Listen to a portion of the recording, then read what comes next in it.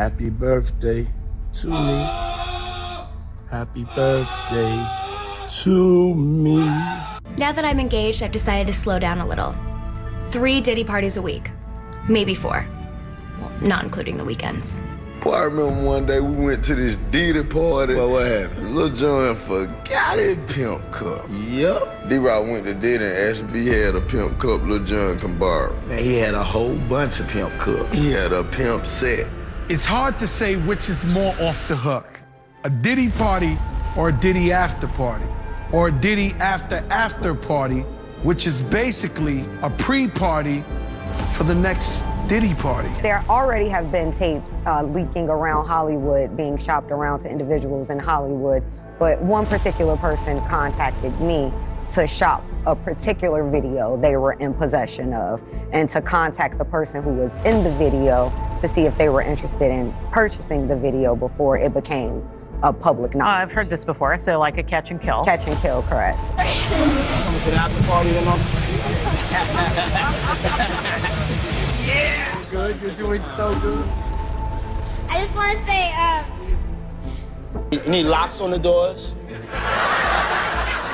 Yeah, this is sounding kind of dangerous now.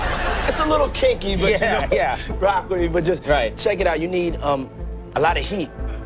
A lot Heat. of heat. Yeah. Heat. You mean that physically the place has to be hot? You don't have no air conditioning. No air conditioning. Why is that? Heat affects the alcohol, and it also affects, like, everybody gets a little bit more comfortable and loose.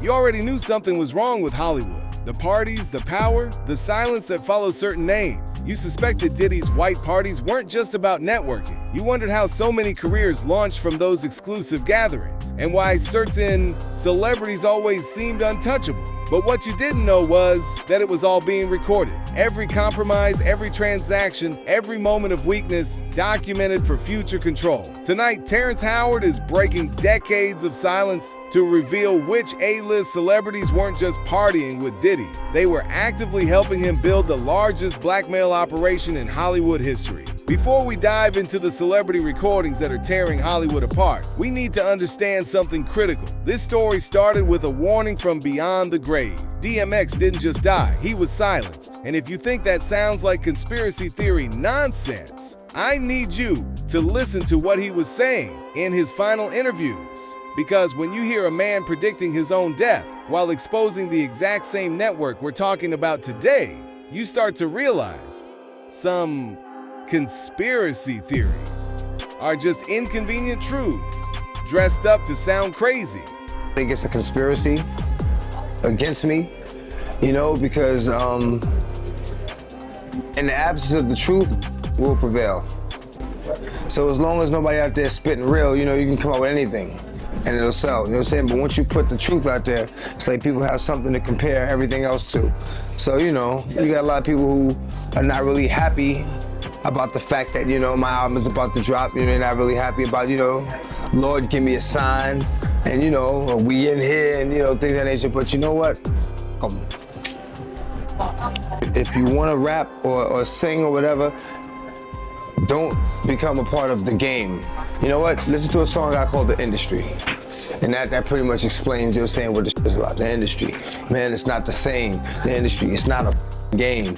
The industry, real is dying to get in the industry just to find they don't fit in. The industry ain't what it used to be. The industry's trying to control the way you MC. They want you to dress like this and talk like that, but I'm going to dress like this and talk with the gap. The industry got y'all word meaning nothing. The industry what you heard because he's bluffing. The industry, money, bitches, hate, but I dare you to try to take a thing off my plate. The industry like, wait, but in the streets we like, get him. 17 up in that thing, catch him sleeping, hit him. My pop web's with him. The coroner's coming to get him. Industry. Stop right there. Did you hear what DMX just said? It's a conspiracy, but not some vague, shadowy plot. He named specific names: Jay-Z, Diddy. The exact power structure controlling the industry through what he called sick individual behavior. This wasn't a man having a breakdown. This was someone with 30 years of industry knowledge trying to warn us about a systematic operation that he knew would eventually consume him. And the things that the devil does, it's not so much a person, even though he acts through people. You can't call one person the devil. Joe Arpaio? You can't call any one person the devil. You can't do that because no one person has enough power to be the devil. And you know, it's through all these hardships that I realized that, you know what? This is God's country because I met the devil here. Because if I hadn't met the devil here, I wouldn't realize I was strong enough to overcome the obstacles that the devil would place in my path. And it's by overcoming these obstacles that I realized that this is God's country. Because he helped me get over these obstacles. Listen to that voice. DMX is describing the Diddy-Jay-Z partnership as an obstacle, not just to his career, but to revealing the truth about what goes on behind closed doors. He's telling us they work together to maintain control through methods most people couldn't imagine. But here's where it gets absolutely chilling. Watch what DMX says when he gets specific about the industry practices that everyone knows about, but nobody talks about. The industry, dog. The industry is full of a bunch of dick-sucking, dick-riding, bending over the desk ass straight up like that. Whoever don't like it, bring it, nigga. Bring it. I don't give a f. Bring it. Bring it, bitch. Well, the industry is full of homo hating ass. I mean, it's like they got this new breed of rapper that's paying DJs to play their Right. And, you know what I'm saying? They sucking the record label executive dicks, and it's like there's too much of that going on. Right. You know what I'm saying? Let me be me. Let me be the artist that I am and just play my music. You know what I mean? Exactly. Now they want you all up under this, you know, sitting at the going to dinner with them and like that, and you know, all that favor for a favor shit. I don't get down like that. Look, I'll give you the music, you give me my money. That's it. A lot of the love I had for wanting to be a part of the industry is not there anymore. I don't even associate myself with the industry. You know what I'm saying? I'm not an industry artist. I'm an artist in the industry. You know? And you've always stood alone, and you know, bloodline. You're not gonna see me at every party, every industry party, all the clubs. I go somewhere quiet, man, shoot pool with me and my mans and them. You know what I'm saying? That's the type of shit I do. You know what I'm saying? My remote control cars, jump on the four-wheelers. You know what I mean? I ain't with all that in the club, throwing it up and all that. I ain't got time for that shit, man. And make it then you find yourself doing the same shit every day. What are you, alcoholic? You know what I mean? Come on, man. Give it a break, man. Live a little, you know what I mean?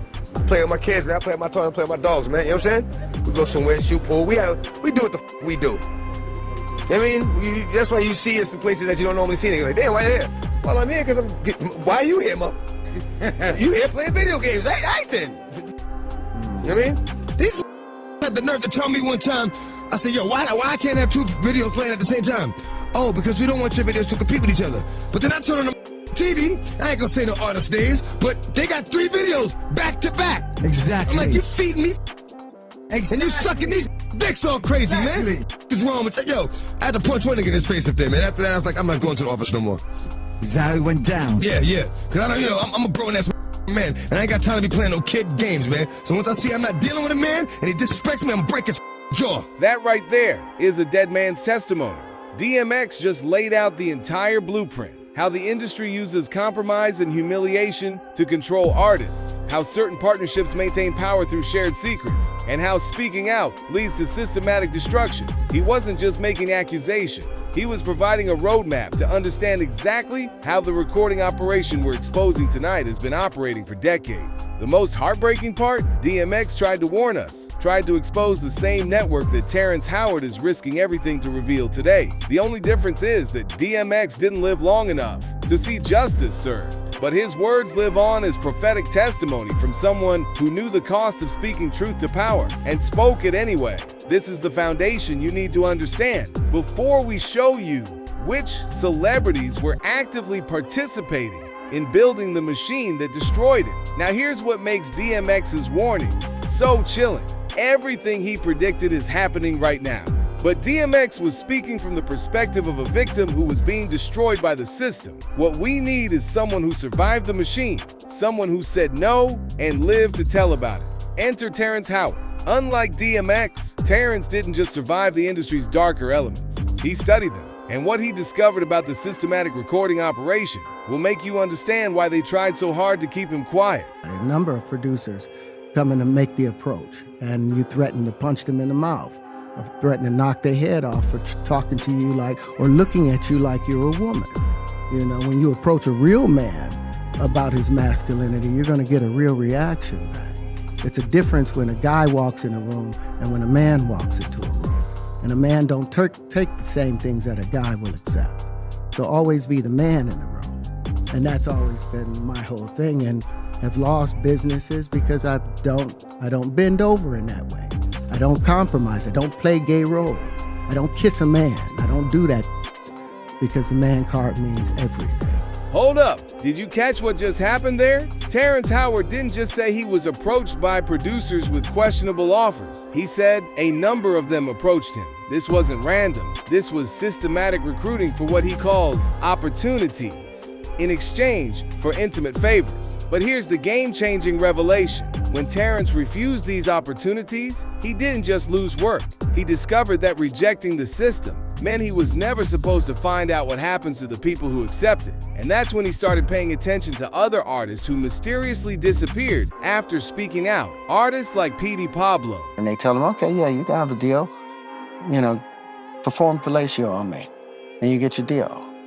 That was what I heard while I was on Empire about some of the people in the business. And Petey Pablo, you remember Petey Pablo? I know who that is. Petey Pablo, talented writer, singer.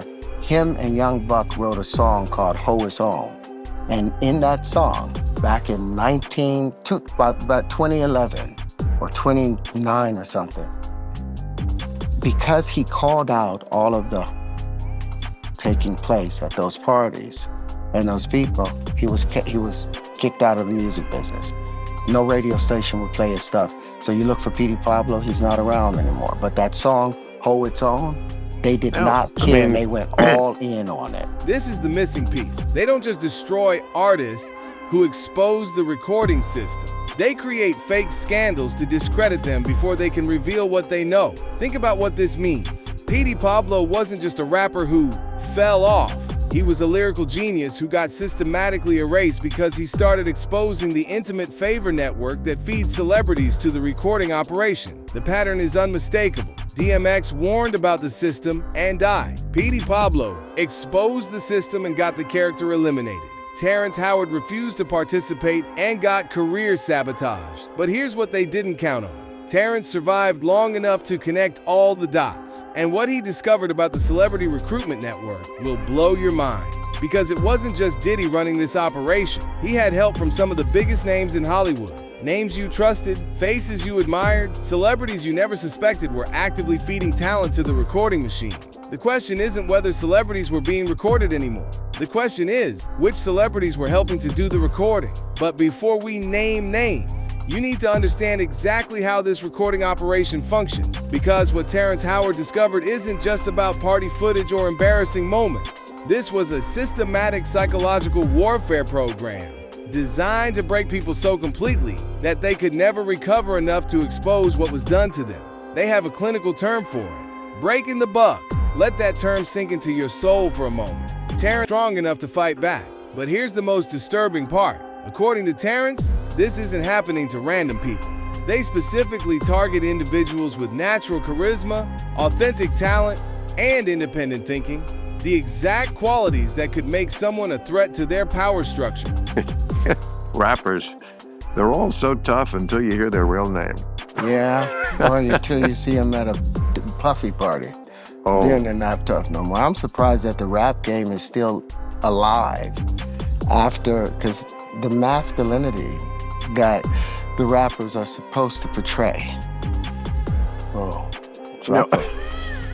Listen to that confusion in Terrence's voice. He's genuinely surprised that rappers are still projecting masculinity when he knows what many of them had to surrender to get their record deals. He's describing a cognitive dissonance where the public persona is the exact opposite of what happened in the private recording sessions. This is the blueprint. Target talented individuals, force them into compromising situations, record everything, then use that footage to control their behavior for decades. The recordings aren't just blackmail material. They're psychological anchors that keep victims trapped in the system even when they want to escape. And once you understand this mechanism, everything else starts to make terrifying sense. The celebrity breakdowns, the erratic behavior, the mysterious deaths of people who started talking too much. It's all part of managing a population of controlled individuals whose every move is dictated by what was captured on camera. But here's what the system never expected. Some celebrities weren't just victims of this recording operation. Some of them were active participants in building it. And the name that keeps coming up isn't who you'd expect. Great, I'm watching him, he's with my man Charlie Mack. So Charlie was with me every step of the way. First out the limo. So Charlie has been with me, 30 years coming up in the business. So, he's surrounded by a whole lot of strength. He's surrounded by a whole lot of love. And all he has to do is add discipline, and he's gonna be all right. It's like Uncle Will, who is best to give you advice? And it's Will Smith, and I'm getting so much good advice. I got my first acting role, Empire, and it's changing my life. And it's like, I'm listening from the greatest, and it's like making me well prepared to work with Taraji and Terrence Howard, Look at that footage. Will Smith is gushing about mentorship, but watch Bryshere's face. That's not gratitude, that's captivity. Body language doesn't lie. And what we're seeing is that this mentorship feels more like imprisonment than opportunity. There's a conspiracy that these crimes were a result of him being allegedly forced into inappropriate relations with P. Diddy and Will Smith. Essentially, the theory is that the way that he experienced Hollywood and the things he was forced to do just put him on a downward spiral. Again, no excuse for harming your wife for multiple hours and choking her. I mean, that's a sick person. Being a celebrity sometimes comes with, everybody wants to be successful in a celebrity and stuff like that, but it comes with, sometimes, and that's the only thing that I hate about it. So let's talk about why Bryshere is now trying to take Will and Diddy to court. And for a pretty penny, $50 million. Now we have a blind item. I suspect the soon to step forward male victim of SA by this A-list mogul will not be the last man to do so. And this was about Diddy. Now, of course, we've learned a lot about Diddy, especially through my videos these past couple months. But the allegation is that Bryshere was SA'd by Diddy and Will Smith. The allegations claim that Will Smith and Diddy forced him into freak-off sessions, similar to the ones with Cassie, with both men against his will. Early on in his career, you can hear interviews of Bryshere referring to Diddy and Will Smith as his mentors. It's now believed that both men were SAing him. Again, this is all alleged. After cutting off his relationship with Will and Diddy, Bryshere felt that he was blackballed from the music industry and in Hollywood. Many have tried to understand what's going on with Bryshere's career and why it took a downward spiral with two powerful men advocating for him. Now let's break into this lawsuit and what he could be suing them for. Because the lawsuit was filed and claims that Will Smith and Diddy were jealous of Bryshere's success and talent, and they used their influence and connections to spread false rumors about him, blacklist him from projects, and interfere with his contracts. The lawsuit also accuses Will Smith and Diddy of orchestrating his arrest in 2020 when he was charged with domestic violence, which I don't really know how Will Smith and Diddy could control that moment. Bryshere's lawyer said that his client is a victim of malicious and a coordinated campaign by Will Smith and Diddy, two of the most powerful and vindictive men in Hollywood. Of course, these two have not responded to this lawsuit, but they have been dismissed as baseless and delusional claims from Bryshere. They also pointed out that Bryshere has a history of legal troubles and erratic behavior that he might be trying to deflect from. But there may be people out here who can corroborate his statements. For example, a singer named Jaguar Wright said in an interview that Will Smith and Diddy have done this to Bryshere. Quote, they told Jada Pinkett Smith and Will Smith that are both they do weird things in their house, and young men have left their house screaming to get away from them and their mentorship.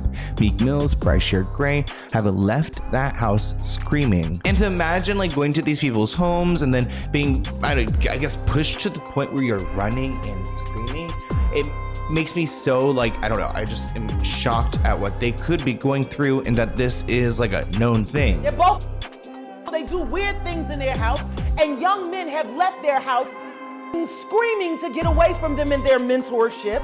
Meek Mill, Bryshere Gray left that house screaming. August the only one that stayed, and I guess he was really sick. He needed a dog.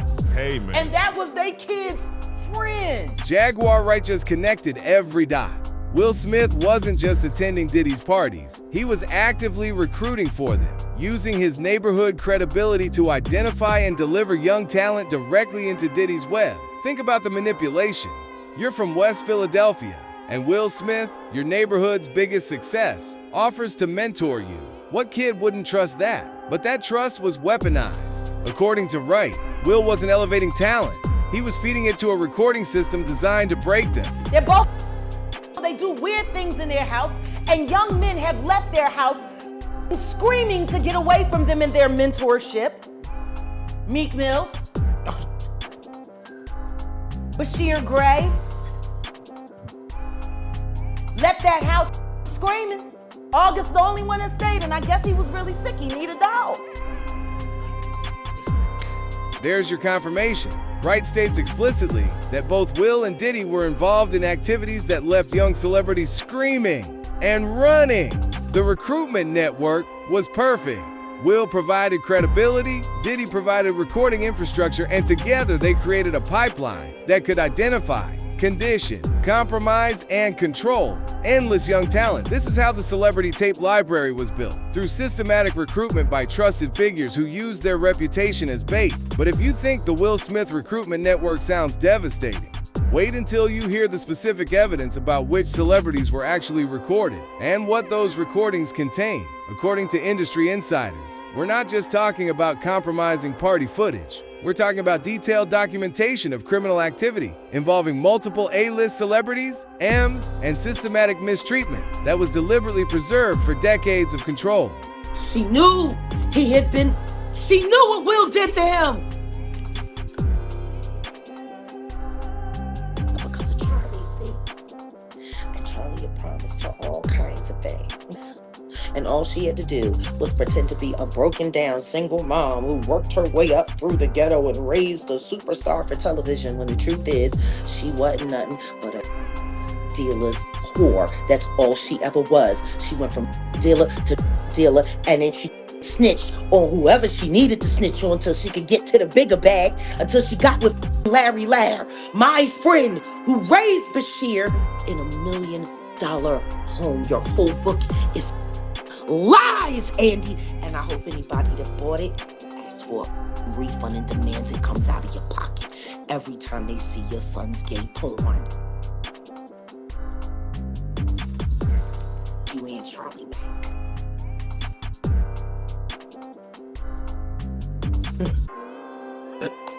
Yeah, let me ask you. Today the U.S.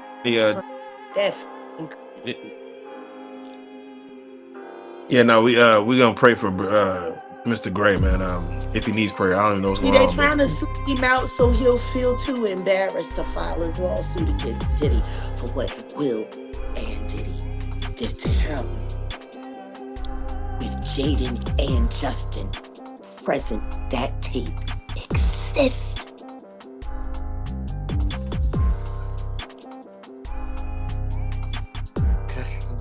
I really hope none of that baby oil was used on those kids. That would just be a bad taste. Baby oil on babies. You can't say that the flavor camp was sponsored by Johnson & Johnson. You just come on. Come on. Starting to sound that way, ain't it?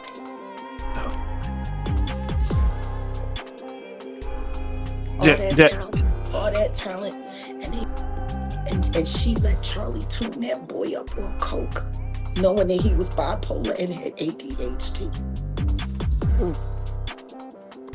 What kind of mother would do that to her son? Turn him into a so you could pretend to be something more than what you are, which is nothing more than a Philly whore. You're a whore. You're a bigger whore than they're making your son out to be, that's for sure. Jaguar Wright just provided specific details about the tape collection that should destroy multiple celebrity careers and trigger federal investigations. She's not making vague accusations. She's providing names, locations, and explicit descriptions of recorded content involving Justin Bieber, Usher, and Bryshere Gray in compromised situations that were documented and preserved. But here's the most disturbing detail. Wright reveals that Bryshere's own mother was complicit in delivering her son to these recording sessions for money. This wasn't random exploitation. This was family-facilitated exploitation, where parents sold their children to be recorded and controlled. Ready? How we gonna do the entrance of it, though? I don't know, you're the artist. All right, here we go. It's your boy, Bryshere Gray, right here. Empire. What's up, man? That was great. Thanks. Congratulations on the success of the show. I mean, last year it seemed like it was like just a big train that came in and just kept going along. You guys set ratings records and everything. Did you expect that at all when you got the pilot script? No, not at all. It just kind of just blew up out of nowhere, man, really. And just from the music to the acting, put it together, it's a great project. And how has it changed your life personally? I mean, just all the success. I mean, oh man, from everything. I've been to events, people are screaming your name all the time. Man, it's like traveling from city to city. People know my face everywhere I go. It's a huge blessing, man. It's just, I'm happy to be a part of something that's inspirational to the world and means something to the world. My character is kind of mean, but he means something to the world, and I'm just happy to be playing that. Look at that innocence. You're watching Bryshere Gray at the peak of his success, talking about Empire, his music career taking off, his face known everywhere. He had no idea that his success was actually bait to lure him deeper into the recording system. Every achievement he's describing in that clip was designed to make him a more valuable target for documentation. The bigger his platform, the more powerful the blackmail. They accused him of fondling or touching someone at a bar. Oh, yeah. At a bar, and then they accused him of touching some dude. Accused him of to 43.01, some dude. Classic retaliation pattern. Terrence Howard just confirmed that when artists try to expose the recording system, the industry response is character elimination through fake scandals. They weaponize their own criminal behavior by projecting it onto the victims who try to speak out. But along with Will, allegedly Jay-Z is also included in these mentors, according to what Jag claims. They're both, they do weird things in their house, and young men have left their house screaming to get away from them in their mentorship. Meek Mills, Bryshere Gray, left that house screaming. August the only one that stayed, and I guess he was really sick. He needed a dog. They weaponize their own criminal behavior by projecting it onto the victims who try to speak out. But here's the ultimate evidence that confirms everything we've exposed tonight. First time I saw it was in a music studio. Damn. Like every other industry porn. First time I saw Paris Hilton's tape, A Night in Paris, was in the studio. The first time I saw Mary J. Blige being gang on camera at Death Row after hours was in the studio. Why would all of this illicit be in a place where music is supposed to be being created, energy, why would all of that be happening? Why would these things be hitting there before they make it out there to the world? If it wasn't working hand in hand to begin with. That's Jaguar Wright describing the video recording she personally witnessed in studio sessions. Not party footage, not random recordings. Professional studio documentation of explicit acts involving multiple celebrities. She's an eyewitness to the recording operation we've been describing. Here's what tonight proves. DMX warned us. Terrence survived to expose it.